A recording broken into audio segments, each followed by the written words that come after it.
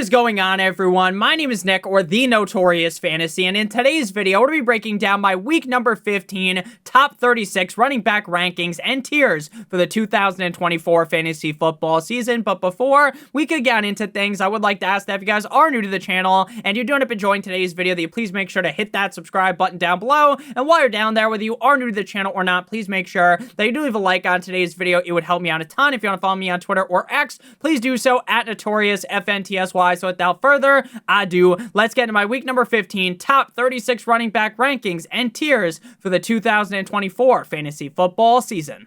We begin with the no-brainer running back ones tier with my running backs 1 through 7. At number 1, we have Derrick Henry going up against the New York Football Giants in MetLife. Now, Derrick Henry has been on a bit of a downward skid over the last 4 games, as he has not finished inside the top 12 in any of those games. But ultimately, when push comes to shove, it is not time to panic for Derrick Henry. Now, ultimately, if he ends up being a bust up against the Giants, that's going to be like when the Titanic crashed into the iceberg, right? It's going to be full on panic mode for Derrick Henry, at least in my opinion, if you end up not finishing inside the top 12 in 5 straight games, especially since the upcoming schedule isn't the best. But here up against the Giants, this is a wet dream, get back, get right game for Derrick Henry, and I am fully 100% confident that he has a huge showing this week. At number 2, we got Joe Mixon of the Houston Texans going up against the Dolphins at home in Houston. Now, if you know anything about the Dolphins defense, it is that they are terrible up against the run. Joe Mixon has been one of the most dominant running backs in fantasy football this season.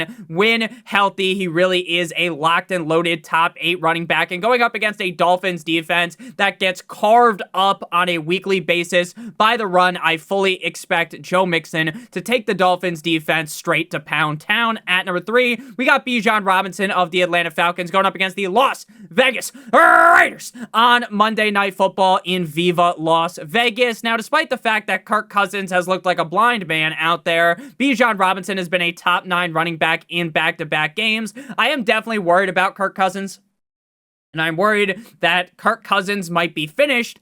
But ultimately, even with Kirk Cousins playing like absolute dog shit, Bijan Robinson has still put up solid numbers, and going up against a Raiders defense that I don't think stands a chance up against Bijan Robinson, I think he will be able to put up yet another big game. At number 4, we have Saquon Barkley going up against the Pittsburgh Steelers. Now, this technically is not the best matchup on paper, but Saquon Barkley is scorching hot. I get last week he simmered down a little bit up against the Carolina Panthers, but prior to that, he was the running back 8, 1, and 2. So over the last 4 games, he has played incredibly well. So even if this matchup on paper isn't the best, you got to continue to rock with Saquon. At number 5, we have Devon Achane of the Miami Dolphins going up against the Houston Texans in Houston. On paper, this is not a good matchup at all.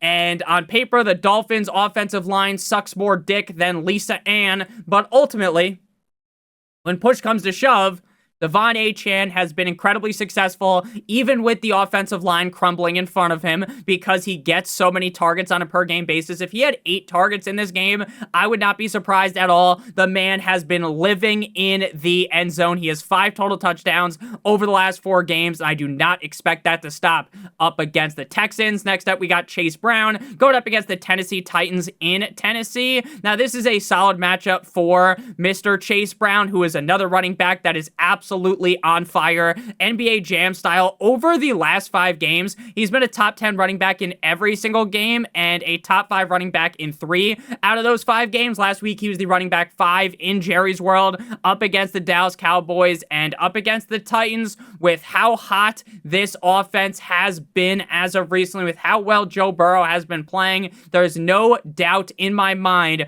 that Chase Brown should be ranked anywhere outside of the top 8. He is genuinely a crystal clear lock to finish inside the top 12 to close things out. We got Josh Jacobs going up against the Seattle Seahawks in Seattle. And speaking of hot, this man, Josh Jacobs, is hotter than the plate of fajitas that they give you at Chili's or at Jose Tejas, right? Josh Jacobs has been playing out of his mind. 4 straight games inside the top 5 coming out of the bye. And I know early on in the season, things weren't great for Josh Jacobs. It was starting to be like, oh, Nick, you told me to draft Josh Jacobs. Josh Jacobs is a bust. Ha ha ha ha. I'm so glad I didn't listen to your dumbass. Ha ha. You idiot. Right? That's what people were saying in the comment section. But the comment section has been not really talking too much down on Josh Jacobs now, because ever since the bye week, he has been amazing. The Seahawks defense really isn't going to be able to stop a guy like Josh Jacobs. This is a guy that has a touchdown or more in 4 straight games.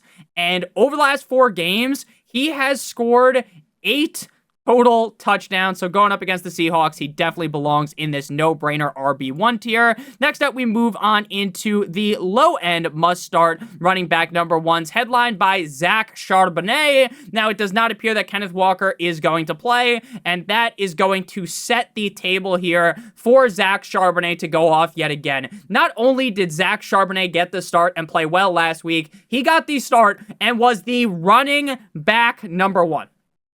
He had the Arizona Cardinals defense yelling uncle out the jump, and Zach Charbonnet, he didn't stop. He just kept pounding them out. He had 134 rushing yards, 59 receiving yards, 2 tugs, running back number 1. Now, I get going up against the Packers is not the best spot, right? The Seahawks could easily be down in this game and have to fade away from the run. But when you're Zach Charbonnet, who's a talented pass-catching back, that doesn't mean that Zach Charbonnet is completely screwed. So with him playing so well when Kenneth Walker's been hurt this season, there is zero reason to doubt what Zach Charbonnet is. And honestly, I think he might be better than Kenneth Walker. Next up, we got Jahmyr Gibbs of the Detroit Lions going up against the Buffalo Bills in what might be the Super Bowl preview for this year. That's what a lot of people are saying. A lot of people are saying that this is going to be the Super Bowl matchup, the 2 teams that have never won the Super Bowl going to go up against each other, when in reality, we all know the Chiefs are going to be in the Super Bowl, because even though their team is absolutely not playing well at all, their black magic just keeps winning them games. So Jahmyr Gibbs is one of those guys that you just feel very confident about every single week. He's attached to a lethal offense. He's attached to one of the best, if not the best, offensive lines in the NFL, and that is going to lead to a whole lot of safety out of Jahmyr Gibbs.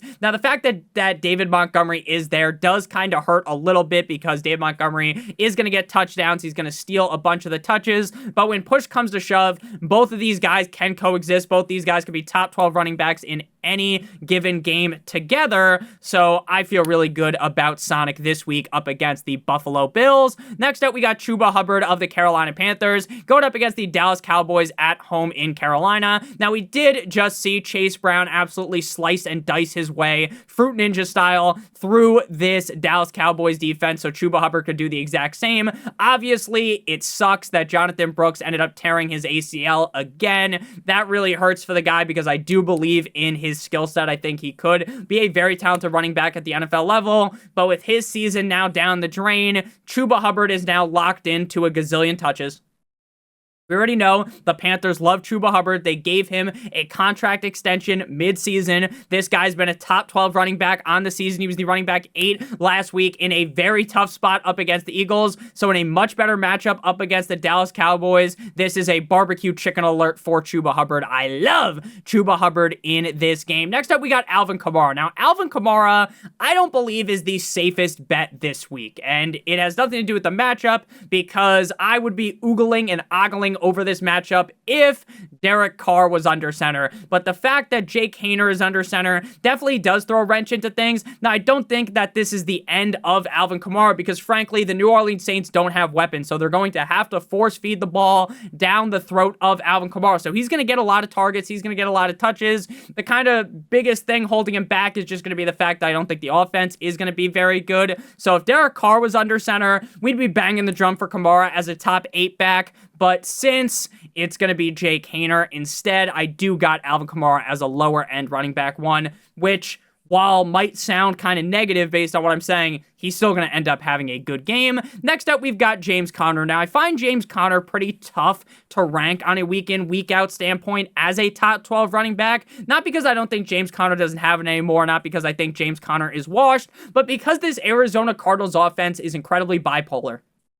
There are some games where you watch the Cardinals play and you're like, holy fuck, this might be one of the best offenses in the NFL. And then you watch the next game and they're completely and utterly limp dick. They are in dire need of a honey pack, right? Last week, while I didn't think the Cardinals offense looked elite, James Conner was the running back number 7. James Conner's a very safe bet to be a top 24 back on a week in, week out standpoint, but I do really like this matchup up against the Patriots, so I am going to give him that push up to be a low-end running back 1. To close things out here, we got Brian Robinson Jr. in this tier, and then, of course, there are many other tiers, as you guys can see on the screen. B-Rob going up against the Saints in New Orleans. Now, B-Rob, ever since returning, has been solid, but last week, his last game, technically, because last week they were on a bye, was his best game since returning from injury as the running back 12, over 100 rushing yards and a touchdown up against the Titans as a top 12 running back. The Saints defense is not the Saints defense of the past, and since I believe this game is going to be a complete and utter shellacking by the Washington Commanders, I think they are going to run a train on the New Orleans Saints. We are going to be seeing a whole lot of running out of Brian Robinson and the Commanders offense. Next up, we move into the low-end running, or the high-end running back 2 tier, I should say, because those were the low-end must-start running back 1s. Now the high-end RB2s, headlined by David Montgomery. This is basically always where he's going to be ranked. If you want to rank him inside the top 12, that's fine with me. I got him just outside of the top 12. The Bills matchup is delectable, and David Montgomery is like a top 16 running back, locked and loaded every single fucking week. He is one of the safest running backs in fantasy football. There were a lot of people in the summer that were all nervous about drafting David Montgomery because of Jahmyr Gibbs. I banged the drum for Gibbs. I banged the drum for Montgomery. Both of them can coexist. This isn't a parasitic offense. They both can work together swimmingly. And again, up against the Bills and what could end up being the highest scoring game of the week, I definitely want to have David Montgomery in my lineup. So obviously the first 2 tiers, they're both called the must-start tiers, right? But, you know, just because high-end running back 2 doesn't get the quote-unquote must-start tag on the tier list on my screen, David Montgomery, unless you have guys in the other tiers ahead, you basically need Montgomery in your lineup. Next up, we got Rachaad with 2 A's White, running back of the Tampa Bay Buccaneers, going up against the LA Chargers. Now, for Rachaad White, it doesn't seem like Bucky Irving is going to play, and that's what's really boosting my ranking of Rachaad White. I get that this is a rough matchup up against the LA Chargers, and I get that that's going to have some people running clear away, but for me, I'm willing to bite the bullet on this tough matchup because of how good the Bucs offense has been and because of how well Rachaad White has been playing. Last week, Bucky Irving gets hurt basically off the jump, and Rachaad White is the running back 3. Nick, that was against the Raiders. This against the Chargers. I get the matchup is harder, so I'm not going to completely give him the Sukalamink special and rank him as a RB1, but I do definitely think a high-end running back 2 ranking without Bucky, because I don't think Bucky's going to play, not as much of a doctor as Johnny Sins, so I won't 100% guarantee it. But I've done a lot of reading, I've done a lot of research, and it doesn't seem like he's going to play, which is great news if you have Rachaad White. Speaking of wasn't sure if they were going to play or not, we got Breece Hall. Now, personally, I would have told you I thought Breece Hall was going to be out, but it appears he's going to be good. He looks good to play for Week 15, according to interim head coach Jeff Ulbrich, the man who looks like he plays bass on like Guitar Hero. If you ever play Guitar Hero and you just like look at the guys playing in the band, Jeff Ulbrich looks like a guy in one of those old Guitar Hero video games that would be just strumming the fuck out of the bass. So Breece Hall going up against the Jaguars, wet dream matchup, amazing matchup. You're talking about a matchup where Breece Hall could easily be the running back 1. But, and this is a big but, shout out to Kim Kardashian, I don't want to get too high on Breece Hall because the other running backs have looked good. And he's coming off of a knee injury, which could impact his play. So while this is a great matchup, I don't want to get too high on him, because if I rank him as like a top 12 running back, and he's not a top 12 running back, you're going to be disappointed. But if I put him in this range, it feels a lot more fair based upon the injury that he is dealing with. And again, because Isaiah Davis, shout out to Mike Tyson, as well as Braylon Allen looks so good, I don't know if they're going to throw Breece Hall out there to the Wolves and give him his full allotment of touches. Next up, we got, you might just get hit with the Rico McMillie. Rico Dowdle going up against the Carolina Panthers in Carolina. But before we talk about Rico Dowdle some more, I would like to give you guys a quick word for our friends, our partner over at Underdog. If you're brand new to Underdog and sign up using the promo code Notorious, or by clicking on the link in the pinned comment or in the video description, you will get your free pick, which on Saturday is going to be Giannis Antetokounmpo, higher than half of a total point, plus a first-time deposit offer of up to $1,000 in bonus cash. If you're watching this on Sunday, it's going to be Jordan, love me tender, love me sweet, higher than half of a total yard, plus a first-time deposit offer of up to $1,000 in bonus cash. So you're going to match your free pick with any other player playing in the NFL, and if both of your picks hit, you're going to get around 3 times what you put into your pick'em. If you do multiple other picks, they all have to hit, but the payout will be higher. So make sure you guys check that out. It is a great offer for y'all. Back on into things here. Rico Dowdle. Now, the Carolina Panthers, as a whole, are a much better team than people give them credit for. I understand they're not one of the best teams in the NFL, but a lot of people, you know, we all kind of gave up on the Panthers, but they are playing a lot better, especially with Bryce Young. And the defense is a little bit better than we give him credit for, but this is a great spot for Rico Dowdle. Rico Dowdle has rushed for over 110 yards in back-to-back games. As long as Cooper Rush doesn't completely have shit running down his leg, I do think this should be a very high-end running back 2 game out of Rico Dowdle with the potential to finish as a top 12 back, right? All these guys in the high-end running back 2 range, no one should be shocked at all if they finish as a top 12 back on the week. Next up, we got Tony Pollard to close out this tier before we move on into the low-end running back 2s. And Tony Pollard was another guy where things were looking incredibly sus, like a game of Among Us, right? Things were looking incredibly suspect. From what I read, it was like, it's kind of teetering towards Tony Pollard not playing. But then I did some reading into things before recording today's video, and Tony Pollard reportedly should be able to play on Sunday. He was not able to practice all week, but is expected to be good to go. Now, obviously, whenever someone doesn't practice all week and they're expected to be good to go, you want to be keeping a keen eye onto things, right? You don't just want to be like, oh, Tony Pollard's going to play. Let me lock him into my lineup and then not think about it, right? Because then when he's out on Sunday, you're going to be sitting there feeling like a fucking jerk off. But I assume he's going to play from what I've read.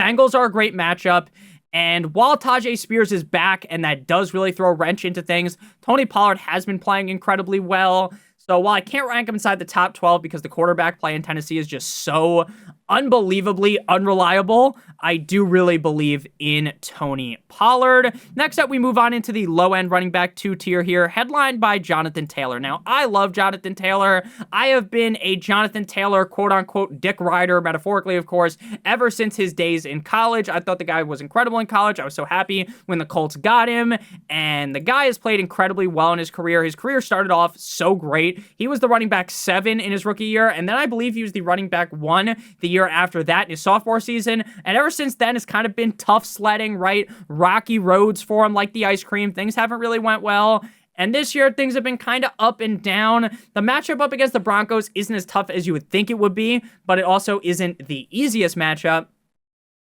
And with Jonathan Taylor being so up and down with Anthony Richardson, while I do believe in the player Jonathan Taylor, I'm just not sure I believe too heavily in the situation. Shout out to Mike. So I'm going to leave him as a lower end running back too, even if other people would like to rank him higher. Next up, we got James Cook. Now, if you played James Cook last week, you got absolutely face fucked by the guy.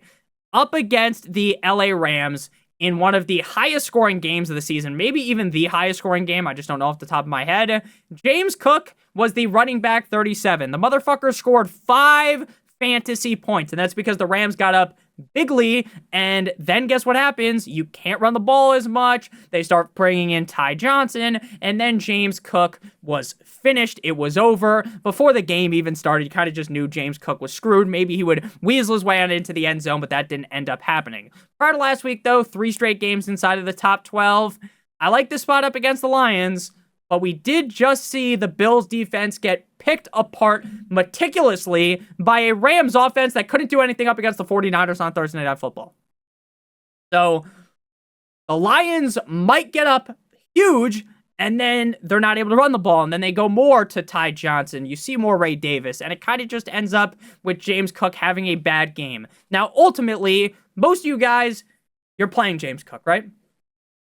Most of you guys don't have other running backs better than James Cook, and I like the upside of James Cook in this matchup, but I just want to keep it $150. I want to keep it 100% honest with you guys.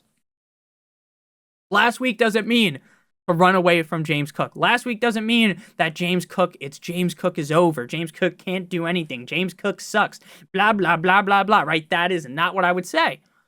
But the matchup here, this could be a game where they're down, and James Cook has tended to get phased out a little bit when the team is down. Next up, we got Tyron Tracy. Now, I like this spot up against the Ravens. What I don't like is the fact that Drew Lock can't play, and it's going to end up being the Italian Stallion Tommy fucking Cutlets. Now, even with Drew Lock not playing the best, Tyron Tracy has been a top 18 running back in back-to-back games, and I was talking this dude up all summer long. I gave him the Hawk Tua special all summer, talking about it. He was better than Singletary, and that's been the case. But again, they're going up against the Ravens, and while technically the matchup isn't the roughest, if you are getting absolutely, like, if the Ravens are so far up their ass, they start to feel like a puppet, right? They're not going to be able to run the ball as much. That's going to limit Tracy, especially because the quarterback play, so I just can't rank him higher. Next up, we got Aaron Jones going up against the Chicago Bears. Now, Aaron Jones, to me, is a guy that I think is a very good running back, but I have some questions about, like, the Vikings' usage of him. We see games where he's getting over 20 touches. We're seeing games where he's at, like, 15 touch mark, and even lower than that in some other games.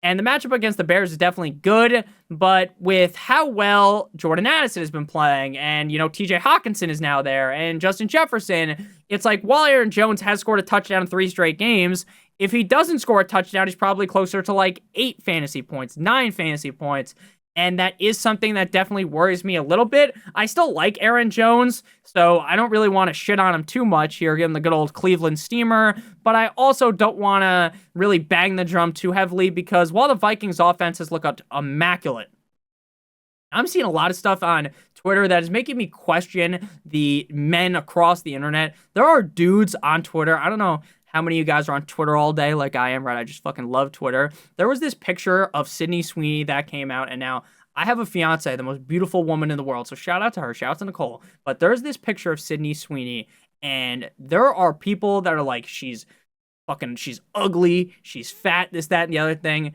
And I was like, the people that must be typing this must get absolutely zero poontang, getting zero cooter, whatever you want to call it. And it is just hilarious. It's like, why are you saying this about her, like, of all people? And it's just so funny because I thought it was bait. Like, I thought it was like some rage bait, but it seems to be serious. Like, people are just fucking stupid nowadays. They think everyone's a catfish because not every woman looks exactly the same as they do with makeup or without. And let's be honest with you, if you wouldn't plow Sydney Sweeney, I think there's something really mentally wrong with you, if I'm being honest with you. So, Aaron Jones, again, he just feels like a fine running back, too. That's just how I feel about him. Next up, we got Ramondre. Now, Ramondre Stevenson, we talked about how the Arizona Cardinals offense is bipolar. Ramondre Stevenson's weekly production is incredibly bipolar. It is up and down. It is stagnant. Now, normally, yeah, I guess stagnant would be the wrong word there, but basically, what Ramondre Stevenson is, outside of 2 games where he's been kind of mid, normally, it is either the highest of highs. You're on top of the mountain, Kilimanjaro. You climb Mount Everest. You see the ice guy. What's his name? The abominable snowman. You see that guy, right? Like, you're on that Disney ride. Or you're in the lowest of the lows. You're in the deep depths of the earth, right? You're in the earth's core, I think, is the layers of the earth. I don't really remember. I'm 25 years old. I haven't been in a science class in years. But you guys get what I mean, right? So he's either on top of the world or he's down astronomical. And that's hard to project because even in these great spots, like up against the Dolphins, week 12, he fails. He puts pie on your face. He's the running back 44, 22, shout out to Drake, right? But then he follows that up as the running back 21, right? But we've seen other games where he's scoring top 10 points. He's the running back 7 in week 1, the running back 4 in week 5, the running back 5 in week 8, the running back 7 in week 9, right? We've seen these very high highs. The Cardinals defense has been kind of coming to shape as of recently. So it wouldn't shock me if Ramondre Stevenson was like the running back 4. It also wouldn't shock me if he was the running back 57. So that's why he is ranked in this range. Very, very unpredictable. Next up, we got the high-end running back 3s. And this is where things start to get really dicey, right? If you have the top 4 tiers, you're feeling pretty solid again. There is some risk with like the James Cook, the Aaron Jones, the Tracy, the JT, the Ramondre Stevenson. But once you're down here, you're basically praying to the football gods above that they score. And then after this, you are really falling down. You know, you're falling down the river. You're falling off the edge of the earth. It is looking incredibly grim. So Isaiah Pacheco, I love Pacheco. I've been a Pacheco fan for a very long time, coming out of college at Rutgers. Rutgers, Shout out to Rutgers. A bunch of my friends went there. I went to a bunch of Rutgers games when I was in college, even though I didn't go there. I went to William Patterson University, which is just another college in New Jersey. Shout out to Paulie D. So ever since returning, Pacheco's been the running back 48 and 31. He looks good, but he doesn't look like his old self. And they're not really, I don't know, it's just kind of the Chiefs kind of suck dick compared to what we thought they would be. Now, they're not so bad to where it's like, the Chiefs suck, right? Because they keep winning games. But the offense hasn't been producing great. The matchup here against the Browns, this is ripe for the taking. But let's be honest, Pacheco hasn't looked the best. And the offense doesn't look the best. They're not in the best position for Pacheco to have a big game. Next up, we got Najee Harris. Now, this is a really rough spot up against the Eagles. And Jaylen Warren's really kind of shoving his nose into things here. Jaylen Warren's getting a lot more work. And that is no bueno for Jaylen Warren. Now, he has scored a touchdown in back-to-back weeks. He does have a nose for the end zone. This matchup is incredibly rough. And again, with the more usage of Jaylen Warren, is just bad for Najee Harris. To close things out, we got Sincere McCormick, which just sounds like a fake name, going up against the Atlanta Falcons. I like this spot for him, but the Raiders are the Raiders, right? This isn't like we're talking about some elite offense. This is an offense that could struggle to move the ball. So, with that said, while I do like Sincere McCormick, I mean, this is a guy averaging 5.5 yards a carry on the season through 3 games. This is a guy that has explosiveness. This is a guy that has the skills to pay the bills. But when you're on the fucking Raiders, a team that, again, Kirk Cousins looks so bad. He looks trash. It is shockingly bad how Kirk Cousins looks. But even so, the Raiders are way worse. So, like, you're not going to be in the greatest positions for Sincere McCormick. So he feels like yeah, he's going to be a top 28-ish guy. But calling for something more than that is just kind of stupid. Next up, we got the YOLO tier, and this is where it really starts to fall off the edge of the earth. So, Tank Bigsby. I love Tank Bigsby. I think Tank Bigsby's way better than Travis Etienne, and Tank Bigsby outsnapped him. He outplayed him last week. 18 carries for 55 yards and a tug. Great, fine and dandy, but would anyone be shocked if... So fast forward, the game's over on Sunday. It's 1 o'clock. They play the Jets. Maybe they win. Maybe they lose. Who fucking knows? Who gives a fuck? Both those teams suck. Who cares? Right? The game ends. And you know what happens? I wouldn't be shocked at all if Etienne had 15 carries and Bigsby had 7. Right? Would anyone be shocked by that? Because I wouldn't.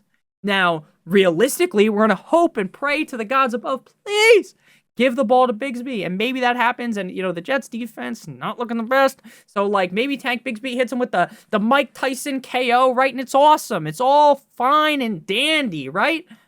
But there's also the scenario where Etienne gets a bunch of touches, and you're sitting there feeling like Etienne touched you, he diddled you, he fucked you over, so I don't really want to be playing Bigsby. Next up, we got Jaylen Warren. He's cutting into Najee's workload, but Najee's still the guy. They still want to give the ball more to Najee. And that's going to increase, you know, Najee's got the touchdown upside. Warren is less likely to score the touchdown, so he's lower down in the rankings. Next up, we got DeAndre Swift, who I am done with. I am tired of this motherfucker, right? I talked so heavily in the offseason. Do not draft DeAndre Swift. First 3 weeks, I look like a genius. I look like the smartest guy ever. Nick, you predicted it. You were right. Look at you, Nick. You're so smart. You said draft Achane. You're so smart. You said draft Mixon. What a genius, right? And then we saw what happened. Week 4 through 6, top 6 running back in every game. It's like, okay, you know what, Nick? Maybe you were wrong. Maybe you were wrong. Maybe you're an idiot, right? And then the bye week comes. Then he's running back 11, 19. It's like, okay, things maybe aren't going his way as much, but you still like him. And then after that, running back 32, 13, 21, 30, 36. Going up against one of the best run defenses in the NFL. Want that? Next up, we got 9-inch Nicholas Chubb, another guy that I love. I love 9-inch Nicholas Chubb. I've been banging the drum for this guy for years. I loved him last year. He gets whacked. Shout out to Adriana Lacerva. That sucked, but it is what it is. Right? It is what it is. He's coming back this year, and I say, you know what? Don't draft him. He's not going to be himself. And everyone's like, Nick, you fucking idiot. I'm drafting Nick Chubb in the 10th round. Ha. And then Nick Chubb hasn't done anything. Now, there's still a couple games left, so maybe he could overcome that. And sure, he's scored 4 touchdowns ever since returning, but he really hasn't found any type of safety. And now he's going up against one of the better run defenses in the NFL, and the Chiefs, honestly, maybe the best.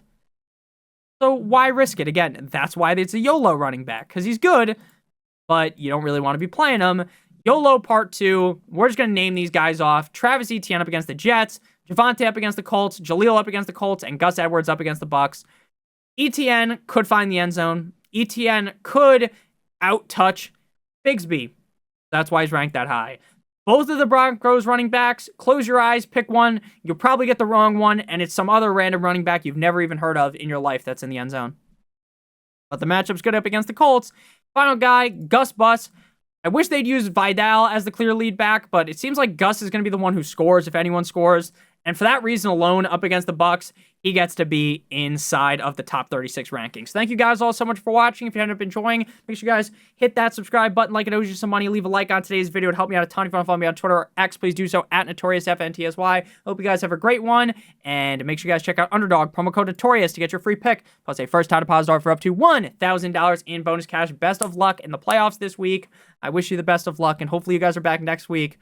Hopefully you win so you get to watch some more great videos. I love you guys. As always, good boy!